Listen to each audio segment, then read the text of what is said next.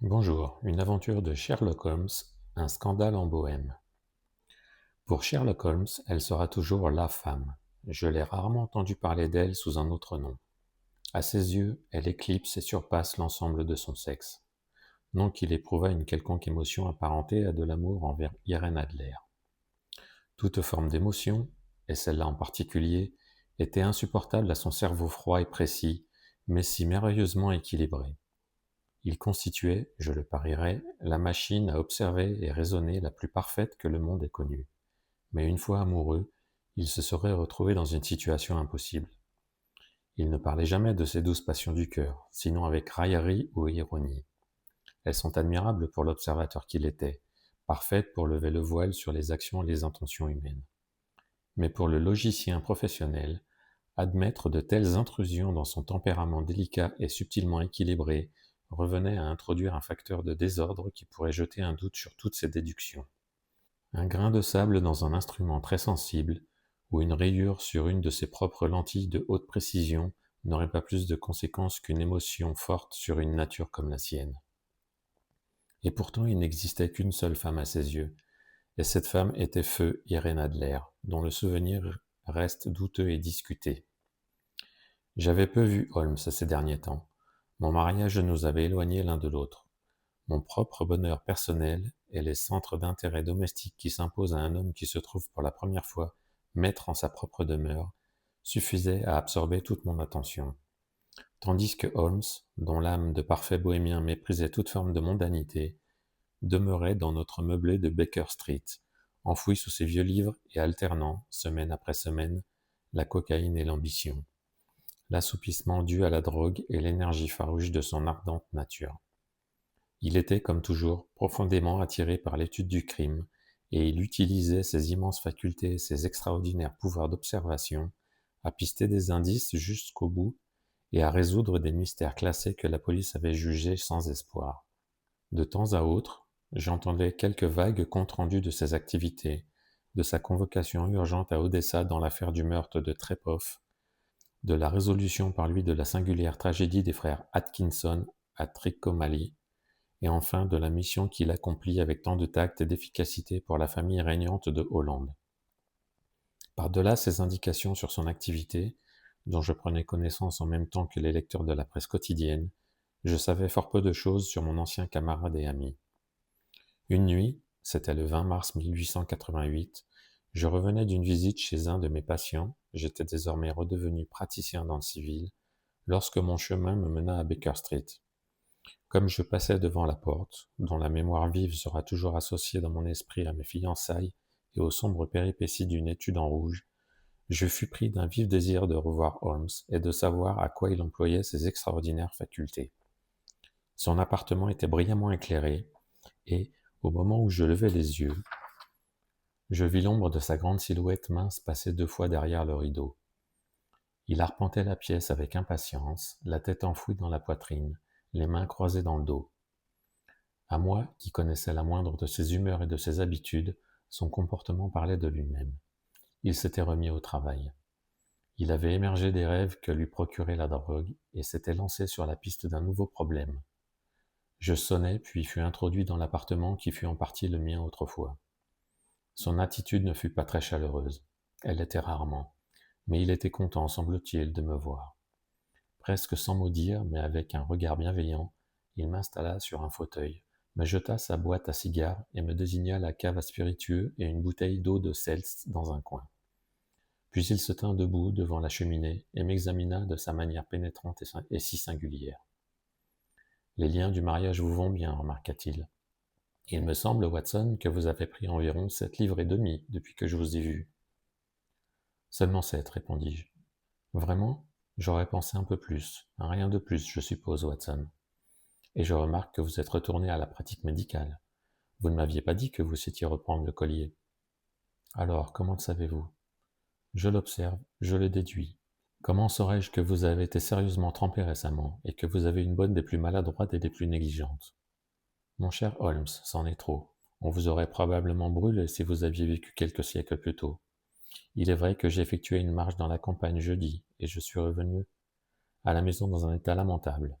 Mais comme j'ai changé de vêtements, je n'arrive pas à comprendre à partir de quoi vous avez pu le déduire. En ce qui concerne Mary Jane, elle est indécrottable, et ma femme lui a signifié son congé. Mais là encore, je ne vois pas comment vous l'avez deviné. Il rit sous cape et frotta l'une contre l'autre ses longues mains nerveuses. C'est la simplicité même, dit-il. Mes yeux me disent que sur le côté intérieur de votre soulier gauche, à l'endroit qu'éclaire la lumière du foyer, le cuir est marqué de 6 éraflures pratiquement parallèles. Elles ont de toute évidence été causées par quelqu'un qui, sans aucune délicatesse, a gratté tout autour de l'extrémité des semelles pour en retirer la boue incrustée. D'où, voyez-vous, ma double déduction que vous êtes sorti par un temps exécrable et que vous possédez un spécimen de boniche londonienne particulièrement massacreur de chaussures. Pour ce qui est de votre pratique médicale, si un gentleman entre chez moi et qu'il sent l'iodoforme, qu'il a une trace noire de nitrate d'argent sur le pouce droit et une bosse sur son chapeau odoforme à l'endroit où il dissimule son stéthoscope, je devrais être bien stupide pour ne pas le définir comme un membre actif du corps médical. Je ne pus m'empêcher de rire devant l'aisance avec laquelle il expliquait le cours de ses déductions. Quand je vous entends donner vos raisons, remarquai-je, la chose m'apparaît si ridiculement simple que je pourrais facilement y parvenir moi-même, bien que chacune des étapes successives de votre raisonnement me déroute jusqu'à ce que vous m'ayez expliqué votre manière de procéder. Et pourtant je continue de penser que mes yeux sont aussi bons que les vôtres. Tout à fait, répondit-il en allumant une cigarette, et en se laissant tomber dans un fauteuil. Vous voyez, mais vous n'observez pas. La distinction est claire. Par exemple, vous avez fréquemment vu les marches qui conduisent du hall jusqu'à cet appartement. Fréquemment. Combien de fois? Je ne sais pas, des centaines de fois. Alors, combien y en a-t-il? Combien? Je ne sais pas. C'est cela, vous n'avez pas observé, et pourtant vous avez vu, tout est là. Moi je sais qu'il y a 17 marches, car j'ai à la fois vu et observé. À propos, comme vous vous intéressez à ces petits problèmes et que vous avez été assez bon pour relater l'une ou l'autre de mes modestes aventures, voici qui va peut-être vous intéresser. Il me tendit une feuille de papier à lettres épaisses, rose, qui était posée ouverte sur la table. C'est arrivé par le dernier courrier, dit-il. Lisez-la à haute voix. La lettre n'était pas datée et ne portait ni adresse ni signature. On vous rendra visite ce soir à 8h moins le quart, disait-elle. Un gentleman qui désire vous consulter sur un problème de la plus haute importance. Les services que vous avez rendus récemment à l'une des maisons royales d'Europe ont montré que vous êtes quelqu'un sur qui l'on pouvait compter dans des affaires dont la gravité peut difficilement être dépassée. Cette opinion sur vous nous est de toutes parts venue. Soyez donc chez vous à cette heure-là et ne vous formalisez pas si votre visiteur porte un masque. En voilà un mystère, remarquai-je. Qu'est-ce que cela peut bien vouloir dire selon vous? Je n'ai encore aucune information. C'est une erreur capitale que de bâtir des théories avant d'avoir la moindre donnée. Insensiblement, on commence à tordre la réalité pour la faire coller aux théories, au lieu de faire coller les théories à la réalité. Mais le mot lui-même, qu'en déduisez-vous? J'examinais soigneusement l'écriture et le papier sur lequel il était écrit. L'homme qui l'a écrit était probablement assez aisé, remarquai-je en essayant d'imiter les méthodes de mon camarade. Un tel papier coûte au moins une demi-couronne le paquet. Il est particulièrement épais et solide. Particulièrement, c'est le mot, dit Holmes. Ce n'est pas un papier anglais, pas du tout. Mettez-le devant la lumière. C'est ce que je fis, et je vis un grand E suivi d'un petit G, un P et un grand G suivi d'un petit T en filigrane dans le papier. Qu'est-ce que vous en pensez? Demanda Holmes. Le nom du fabricant, sans aucun doute, ou son monogramme plutôt. Pas du tout. Le G avec un petit T signifie Gesellschaft, le terme allemand pour compagnie. C'est une abréviation conventionnelle qui correspond à notre compagnie. P, bien sûr, veut dire papier. Maintenant, nous avons Egg. Jetons un coup d'œil à l'index de notre atlas géographique européen. Il sortit un lourd volume marron de ses étagères. Eglo, Eglonitz, nous y sommes. Egria. C'est dans un pays de langue allemande, en Bohême, non loin de Karlsbad. Célèbre pour être le lieu où Wallenstein trouva la mort, ainsi que pour ses nombreuses verreries et fabriques de papier. Ah ah, mon garçon, qu'en dites-vous? Ses yeux étincelèrent, et il expira un grand nuage de fumée de cigarette d'un air triomphant. Le papier a été fabriqué en Bohême, dis-je. Précisément. Et l'homme qui a écrit la lettre est un Allemand. Remarquez-vous la tournure étrange de la phrase? Cette opinion sur vous nous est de toutes parts venue. Un Français ou un Russe n'aurait pu écrire cela. Seule la langue allemande est aussi discourtoise avec ses verbes. Il ne nous reste plus par conséquent qu'à découvrir ce que désire cet Allemand qui écrit sur du papier de Bohême et préfère porter un masque que de laisser voir son visage.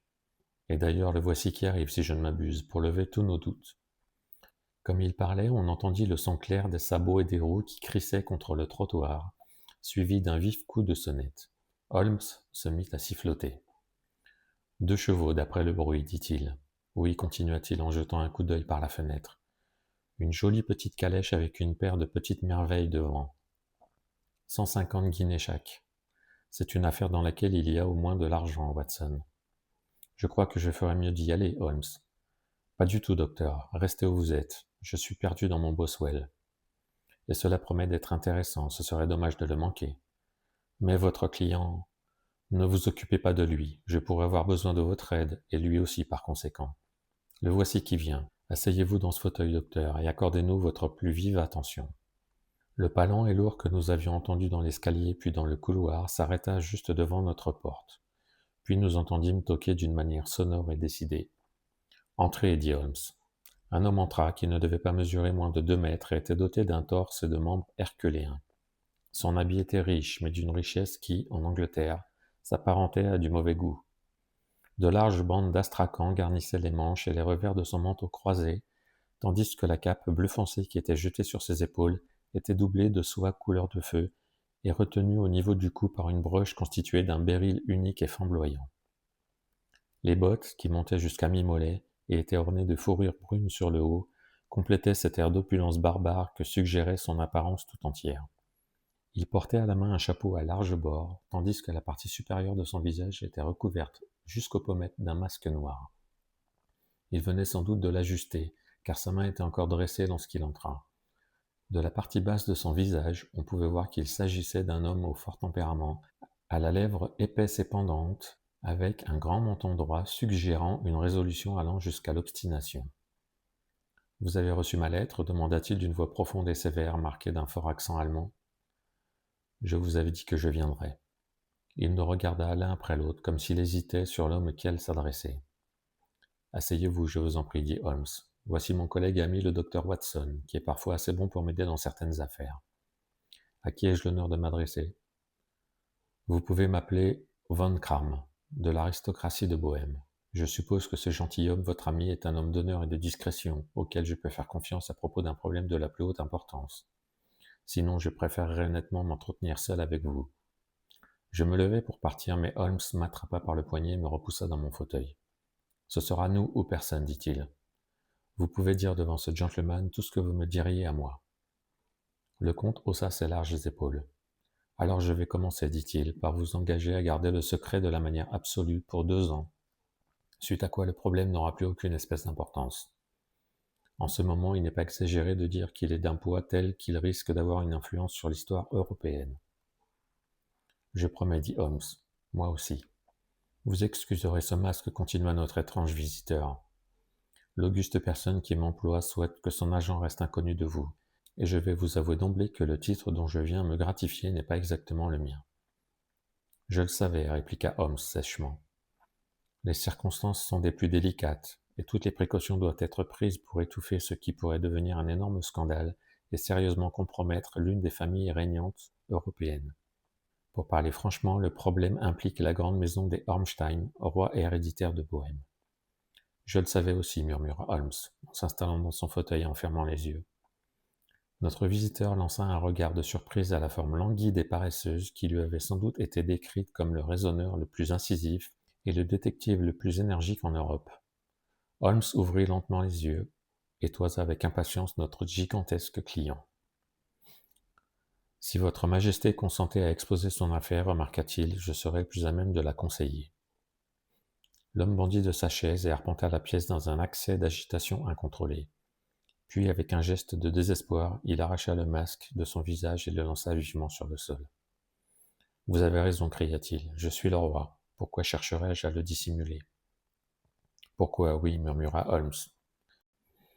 Votre Majesté n'avait pas encore parlé que je savais déjà que je m'adressais à Wilhelm Gottreich Sigismond von Ormstein, grand-duc de Kassel-Feinstein et roi héréditaire de Bohême.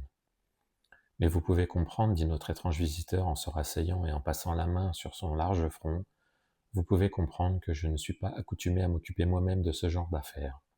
Et pourtant le problème était si délicat que je ne pouvais le confier à un émissaire sans me placer sous sa coupe. Je suis venu incognito depuis Prague afin de vous consulter. Alors je vous prie de me consulter, dit Holmes en fermant à nouveau les yeux. Les faits sont à peu près ceux-ci. Il y a environ 5 ans, durant un long séjour à Varsovie, j'ai fait la connaissance d'Irene Adler, l'aventurière bien connue. Le nom vous est sans doute familier. Vous serez aimable de vérifier ce que mon index dit d'elle, docteur, murmura Holmes sans ouvrir les yeux. Depuis de nombreuses années, il avait pris l'habitude de classer tous les articles par personne ou par thème.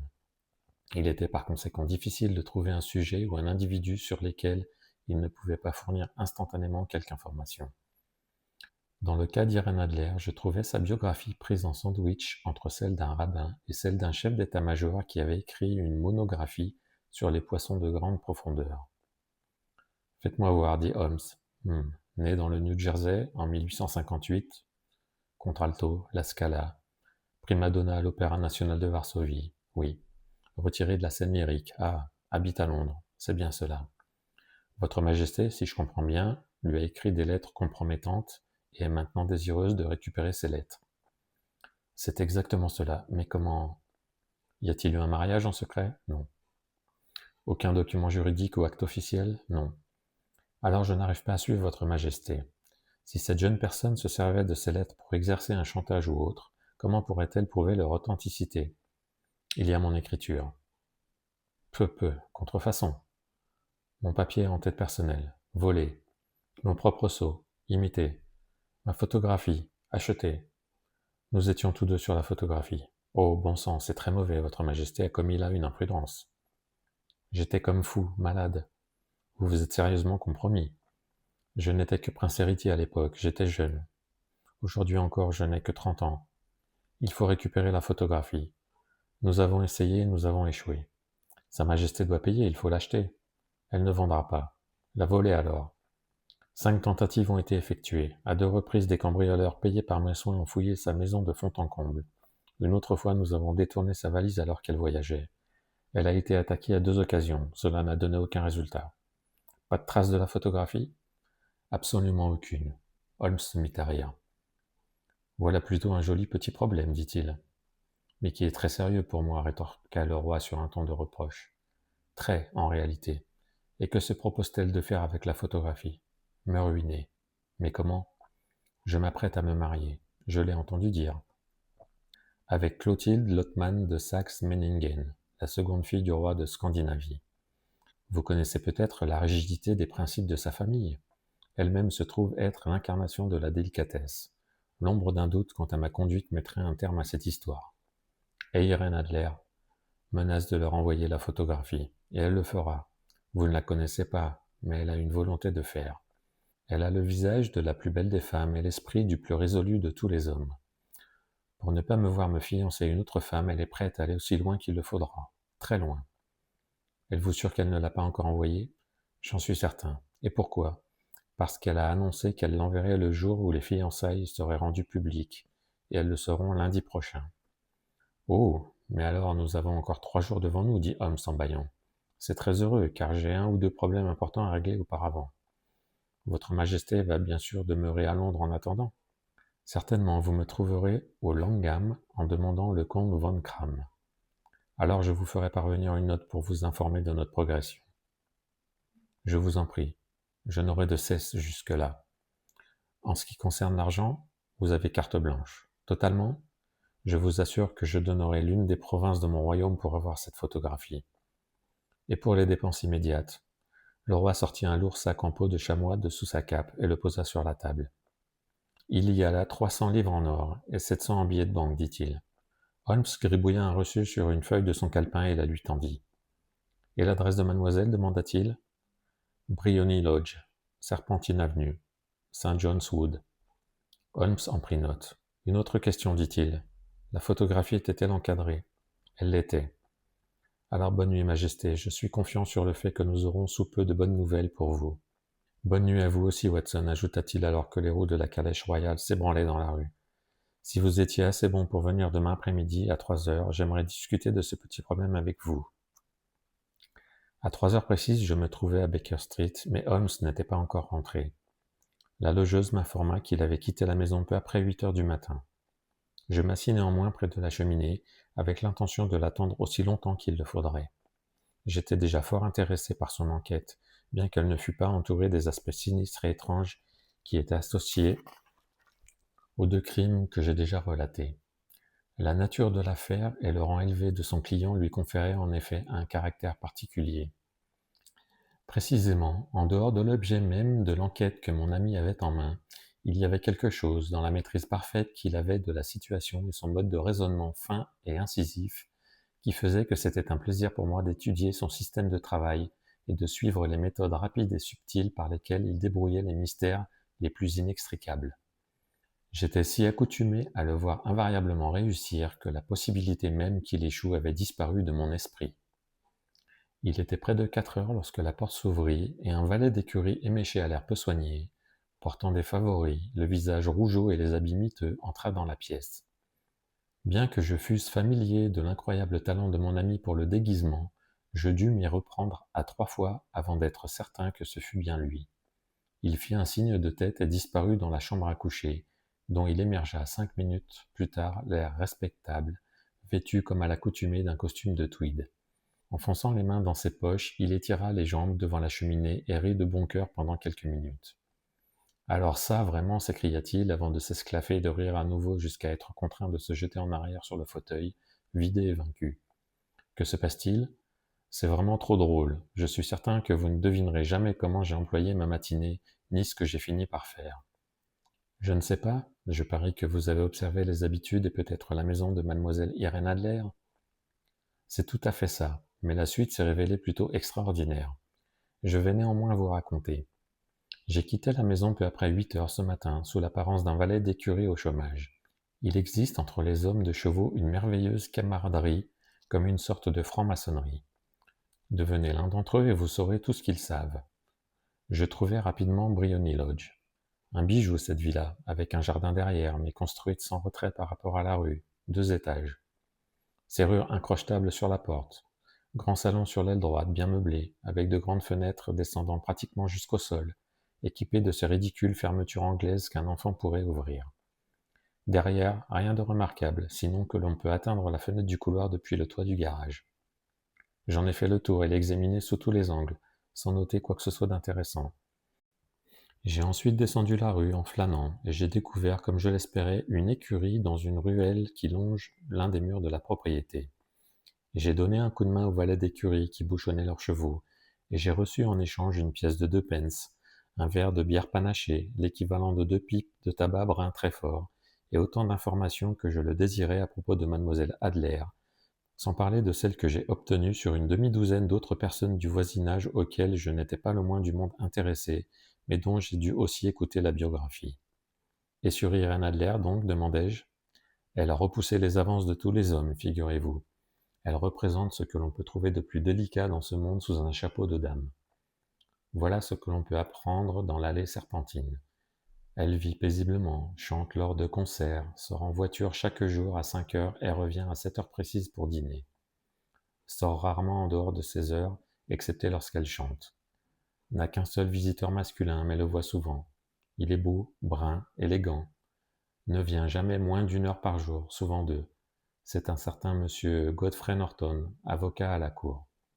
Vous voyez les avantages qu'il y a à recevoir les confidences d'un cocher. Il l'avait conduit de l'allée Serpentine à chez lui une douzaine de fois et savait tout de lui. Quand j'eus entendu tout ce qu'ils avaient à me dire, je me mis à déambuler devant Briony Lodge une fois de plus et à échafauder mon plan de campagne. Ce Godfrey Norton était assurément un élément important dans notre affaire. C'est un avocat, ce qui semblait de mauvais augure. Quelle était la relation qui les liait, et quel était l'objet de ces visites répétées? Était-elle sa cliente, son amie ou sa maîtresse? Dans le premier cas, elle lui aurait sans doute confié la photographie. Dans le dernier, c'était beaucoup moins probable. De la réponse à cette question dépendait si j'allais poursuivre mon travail à Briony Lodge ou si j'allais porter mon attention vers le cabinet que ce gentleman possède au barreau. C'était là un point délicat, qui élargissait le champ de mes investigations. Je crains de vous ennuyer avec tous ces détails, mais je dois vous exposer toutes mes petites difficultés si vous voulez comprendre la situation. Je vous écoute attentivement, répondis-je. J'étais encore en train de peser le pour et le contre lorsqu'une voiture de louage arriva à Briony Lodge, dont un gentleman surgit. C'était un homme remarquablement beau, brun, au profil aquilin et portant des moustaches. De toute évidence, l'homme dont on m'avait parlé. Il semblait incroyablement empressé, cria au cocher d'attendre et s'engouffra devant la bonne qui venait d'ouvrir la porte avec l'air de celui qui se sent complètement chez lui. Il était dans la maison depuis environ une demi-heure, et je pouvais l'apercevoir par les fenêtres du salon, arpentant la pièce de long en large et parlant d'une manière animée en gesticulant. D'elle, je ne pus rien voir. Un peu plus tard, il ressurgit, l'air encore plus agité que précédemment. Tout en s'approchant du fiacre, il sortit une montre en or de son gousset et la fixa d'un air sérieux. Conduisez à tombeau ouvert, cria-t-il, d'abord jusque chez Cross et Hankins dans Regent Street, puis à l'église Saint-Monica dans Edgar Road. Une demi-guinée pour vous si vous le faites en 20 minutes. Les voilà partis, et j'étais en train de me demander s'il ne valait pas mieux les suivre, lorsqu'une jolie petite calèche remonta le chemin, avec son cocher en manteau seulement à moitié boutonné, la cravate sous l'oreille, et toutes les attaches des harnais sorties des boucles. Il n'était même pas arrêté qu'elle jaillissait du hall et y prenait place. Je ne fis que l'apercevoir à cet instant, mais c'était une femme ravissante, avec un visage pour lequel un homme se damnerait. L'église de Saint-Monica, John, cria-t-elle, et un demi-souverain si nous y sommes dans 20 minutes. L'occasion était trop belle pour la manquer, Watson. J'étais à peser le pour et le contre entre courir après ou me percher derrière sa calèche quand un fiacre arriva dans la rue. Le cocher réfléchit à 2 fois avant de prendre un voyageur aussi miteux, mais je m'y engouffrai avant qu'il ait pu objecter quoi que ce soit. À l'église de Saint-Monica, dis-je, et un demi-souverain si vous y êtes dans 20 minutes. Il était midi moins 25 et bien évidemment ce qui se tramait était clair. Mon chauffeur roula vite. Je ne crois pas que j'ai jamais roulé plus vite, mais les autres furent sur place avant nous. Le fiacre et la calèche étaient arrêtés devant la porte quand j'arrivai, leurs chevaux fumant. Je payai l'homme et me hâtai d'entrer dans l'église. Il n'y avait pas âme qui vive, à l'exception des 2 que j'avais suivis et d'un ecclésiastique en surplis qui semblait protester. Ils se tenaient tous 3 dans un mouchoir juste devant l'autel. Je m'engageai sur un des bas-côtés, comme n'importe quel oisif qui entre dans une église. Soudain, à ma grande surprise, les 3 près de l'autel se tournèrent vers moi, et Godfrey Norton se rua sur moi aussi vite qu'il le put. « Dieu merci, s'écria-t-il, vous ferez l'affaire. Venez. » « Que se passe-t-il ? Demandai-je. « Venez, mon gars, venez. Plus que 3 minutes, sinon ce ne sera pas valable. » Je fus à moitié traîné jusqu'à l'autel et, avant que je comprenne ce qui m'arrivait, je me vis en train de marmonner des réponses qui m'étaient soufflées à l'oreille et de me porter garant de choses que j'ignorais totalement. En résumé, j'étais en train de participer à l'union de Irene Adler et de Godfrey Norton, tous 2 célibataires. Ce fut accompli en quelques instants. Et voilà que le gentleman me félicite d'un côté et la dame de l'autre, tandis que l'ecclésiastique m'adresse un large sourire béat. Ce fut la situation la plus ridicule qu'il m'a été donné de vivre, et c'est en y repensant que je me suis mis à rire à l'instant. Il semble qu'il y avait eu quelque irrégularité dans leur contrat de mariage, ce qui fit que l'ecclésiaste refusait absolument de les marier sans un témoin quel qu'il fût. Mon apparition miraculeuse a évité aux futurs mariés d'avoir à se précipiter hors de l'église en quête d'un témoin. La jeune mariée me donna un souverain, et je compte bien le porter à ma chaîne de montre en souvenir. L'affaire a pris un tour totalement imprévu, dis-je, et après ? Eh bien, j'ai trouvé que mon plan était sérieusement compromis. À première vue, le couple était sur le départ, ce qui nécessitait de ma part une action prompte et énergique. À la porte de l'église, pourtant, ils se séparèrent, lui se faisant conduire vers le temple, quartier des avocats, et elle vers son propre domicile. « Je sortirai à 5 heures, comme d'habitude, lui dit-elle en le quittant. Je n'entendis rien de plus. Ils s'éloignèrent dans des directions opposées, et je partis pour prendre mes propres dispositions. Qui sont ? Des tranches de bœuf froid et un verre de bière, répondit-il en sonnant. J'étais trop occupé pour penser à manger, et je serai probablement encore plus occupé ce soir. À propos, docteur, j'aurai besoin de votre collaboration. J'en serais ravi. Vous n'avez pas d'objection à enfreindre des lois ? Pas le moins du monde. Ni à risquer d'être arrêté ? Pour une juste cause, non. Oh, la cause est excellente. Alors je suis votre homme. J'étais sûr que je pourrais compter sur vous. Lorsque Madame Turner aura apporté mon plateau, je vous expliquerai. Maintenant, dit-il, en se tournant avec voracité vers la nourriture simple que notre logeuse avait apportée, je dois parler tout en mangeant, car je n'ai pas beaucoup de temps. Il est désormais presque 5 heures. Nous devons être sur les lieux dans 2 heures. Mademoiselle Irène, ou plutôt madame, revient de sa promenade à 7 heures. Nous devons être à Briony Lodge pour l'y attendre. Et ensuite, vous me laisserez faire, j'ai déjà préparé ce qui doit se passer. Il n'y a qu'un seul point sur lequel je dois insister. Vous ne devez pas intervenir, quoi qu'il advienne, vous comprenez? Je devrais rester neutre? Vous ne ferez rien, absolument rien. Il y aura certainement quelques légers désagréments pour moi. Ne vous en mêlez pas. On me transportera ensuite jusqu'à la villa. 4 à 5 minutes plus tard, la fenêtre du salon s'ouvrira. Vous vous serez placé près de cette fenêtre ouverte. Oui. Vous devrez me regarder, car je serai visible. Oui. Et quand je lèverai ma main, comme ceci, vous lancerez dans la pièce ce que je vous aurai donné à lancer, en même temps que vous crierez au feu. Vous me suivez bien? Tout à fait. Rien d'extraordinaire, dit-il en sortant de sa poche un long rouleau en forme de cigare. C'est une banale fusée fumigène, équipée de chaque côté d'une amorce auto-inflammable. Votre mission se réduit à cela. Quand vous crierez au feu, l'appel sera repris par un bon nombre de personnes. Vous pourrez alors marcher jusqu'au bout de la rue et je vous rejoindrai 10 minutes plus tard. J'espère que j'ai été clair. Je dois rester neutre, me rapprocher de la fenêtre, vous regarder, et au signal lancer cet objet à l'intérieur, puis crier au feu. Et ensuite vous attendre au coin de la rue. Exactement.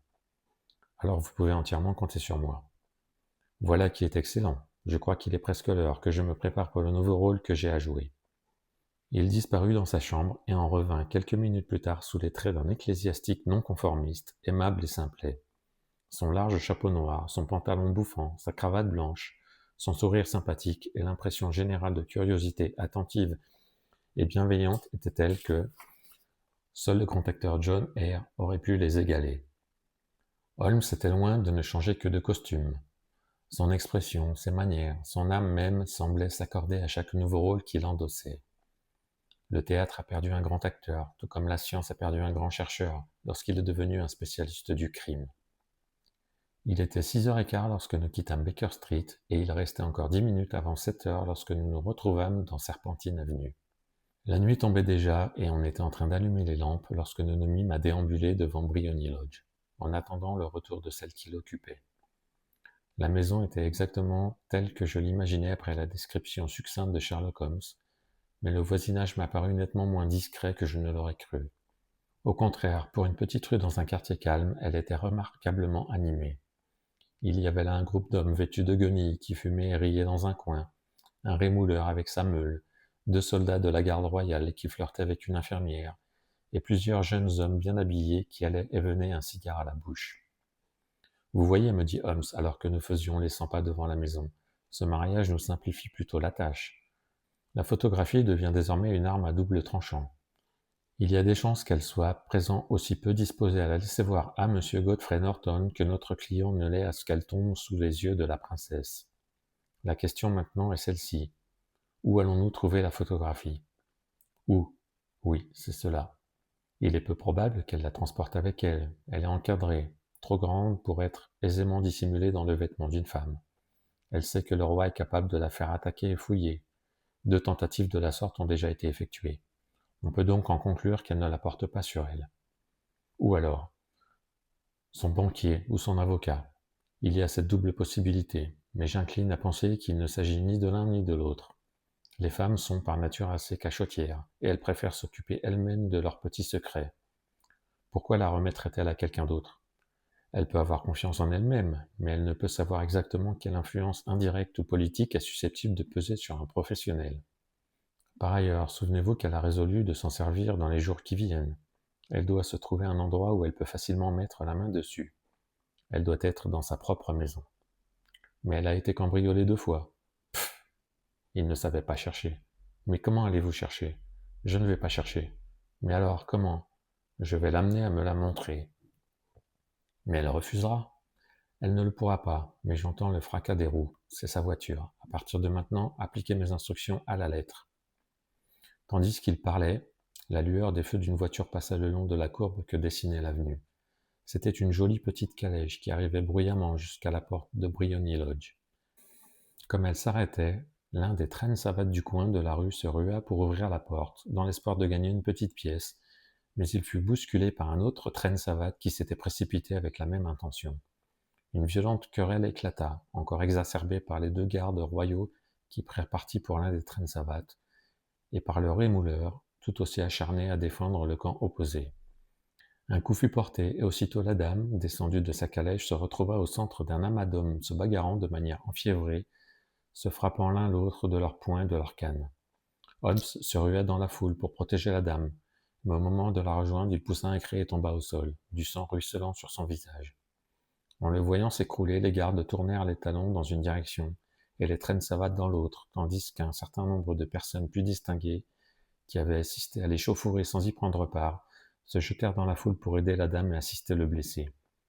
Irène Adler, comme je l'appellerai dorénavant, avait promptement gravi les marches, mais elle se tenait en haut de l'escalier, son superbe visage bien éclairé par les lumières du vestibule, regardant derrière elle vers la rue. « Est-ce que ce pauvre monsieur est gravement blessé ?» demanda-t-elle. « Il est mort », crièrent plusieurs voix. « Non, non, il y a encore de la vie en lui » cria un autre. « Mais il sera mort avant d'arriver à l'hôpital. »« Quel brave homme » dit une femme. « Ils auraient eu le sac et la montre de la dame sans lui. C'est un véritable gang et un coriace. Ah, voilà qu'il se met à respirer. » « On ne peut pas le laisser allongé dans la rue. Peut-on l'amener à l'intérieur, madame ?»« Bien évidemment, emportez-le dans le salon. Il y a un canapé confortable par ici, s'il vous plaît. » En douceur et avec solennité, il fut transporté dans Briony Lodge et déposé dans la pièce principale, tandis que je continuais à observer le cours des opérations depuis mon poste près de la fenêtre. Les lampes avaient été allumées, mais les volets n'avaient pas encore été fermés, ainsi pouvais-je voir Holmes étendu sur le divan. Je ne sais si à ce moment-là il éprouva des scrupules sur le rôle qu'il était en train de jouer, mais je sais que jamais de ma vie je ne me sentis aussi profondément honteux que lorsque je vis la superbe créature contre laquelle je complotais, la grâce et la bonté avec laquelle elle veillait sur cet homme blessé. Et pourtant, ce serait la plus noire trahison vis-à-vis de Holmes que de me retirer maintenant du rôle qu'il m'avait confié. J'endurcis mon cœur et pris la fusée fumigène de sous mon pardessus. Après tout, pensai-je, nous ne lui faisions pas de mal, nous l'empêchons de faire du mal à autrui. Holmes s'était redressé sur le divan, et je le vis s'agiter comme un homme qui manque d'air. Une servante traversa la pièce et ouvrit la fenêtre. Au même moment, je le vis lever la main, et à ce signal, je lançai ma fusée dans la pièce en criant « Au feu !» Le mot n'était pas plutôt sorti de ma bouche que toute la foule des spectateurs, bien ou mal habillés, messieurs, valets d'écurie, servantes, se joignit à moi en hurlant « Au feu !» D'épais nuages de fumée se mirent à tourner dans la pièce et à s'échapper par la fenêtre ouverte. J'entrevis des silhouettes affairées et entendis un instant plus tard la voix de Holmes qui me parvenait de l'intérieur, leur assurant qu'il s'agissait d'une fausse alerte. Me frayant un chemin à travers la foule vociférante, j'atteignis le coin de la rue, et 10 minutes plus tard, je fus soulagé de sentir la main de mon ami sur mon bras et de m'éloigner de cette scène de tumulte. Il marcha rapidement et en silence durant quelques minutes, jusqu'à ce que nous ayons bifurqué dans l'une des rues tranquilles qui mènent à Edgar Road. « Vous vous en êtes admirablement sorti, docteur, remarqua-t-il. Rien n'aurait pu mieux marcher. C'est bien.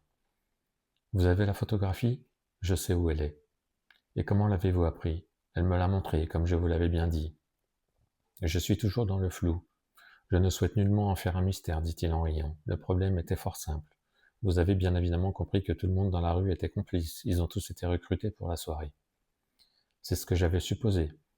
Et puis, quand la bagarre a éclaté, j'avais un peu de peinture rouge fraîche dans le creux de la main. Je me suis jeté en avant, suis tombé, et collé la main sur mon visage et suis devenu ce pitoyable spectacle. C'est une vieille astuce. Cela aussi, j'ai pu le deviner. Puis ils m'ont transporté à l'intérieur, elle était forcée de me laisser entrer. Que pouvait-elle faire d'autre ? Et dans son salon, qui était précisément la pièce sur laquelle portaient mes soupçons. Elle était soit dans cette pièce, soit dans sa chambre, et j'étais déterminé à savoir. Ils m'ont étendu sur un divan, je me suis agité pour avoir de l'air. Ils étaient obligés d'ouvrir la fenêtre, et ce fut à vous de jouer. Comment cela vous a-t-il aidé ? C'était primordial. Lorsqu'une femme pense qu'il y a le feu dans sa maison, son instinct lui commande de courir vers la chose à laquelle elle attache la plus grande valeur. C'est une pulsion totalement incontrôlable, et j'en ai plus d'une fois tiré avantage. Dans la scandaleuse affaire de substitution de Darlington, cela me fut utile, ainsi que dans celle du château d'Hansworth. Une femme mariée attrape son enfant, une demoiselle se précipite vers sa boîte à bijoux. Pour moi, il était clair que Notre-Dame d'aujourd'hui ne possédait rien de plus cher dans la maison que l'objet de notre quête. Elle se précipiterait pour la mettre en sécurité. L'alerte au feu fut admirablement lancée. La fumée et les cris auraient ébranlé des nerfs d'acier. Elle réagit merveilleusement. La photographie se trouve dans une cachette, derrière un panneau coulissant situé juste en dessous de la sonnette de droite. Elle s'y précipita, et j'ai pu l'apercevoir lorsqu'elle la retira à moitié. Quand je m'écriai que c'était une fausse alerte, elle la replaça, jeta un coup d'œil à la fusée, sura hors de la pièce et je ne l'ai pas revue depuis. Je me levai et, présentant mes excuses, m'enfuis de la maison. J'hésitais à m'emparer de la photographie sur le champ, mais le cocher était entré et comme il m'observait de près, il me sembla plus judicieux d'attendre. Un peu trop de précipitation aurait pu tout compromettre. Et maintenant, demandai-je, notre travail est pratiquement terminé.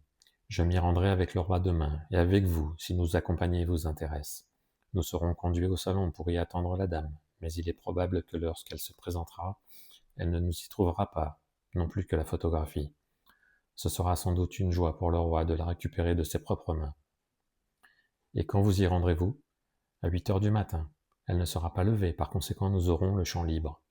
De plus, il nous faut être rapide, car le mariage risque d'entraîner un changement complet dans sa vie et ses habitudes. Je dois envoyer un télégramme au roi sans tarder. Nous avions atteint Baker Street et nous étions arrêtés devant la porte. Il cherchait ses clés dans ses poches lorsqu'un passant lui lança. « Bonne nuit, monsieur Sherlock Holmes. » Il y avait plusieurs personnes sur le trottoir, mais le salut sembla venir d'un jeune homme mince, vêtu d'un grand manteau qui avait filé. « J'ai déjà entendu cette voix, dit Holmes, fixant attentivement la rue mal éclairée.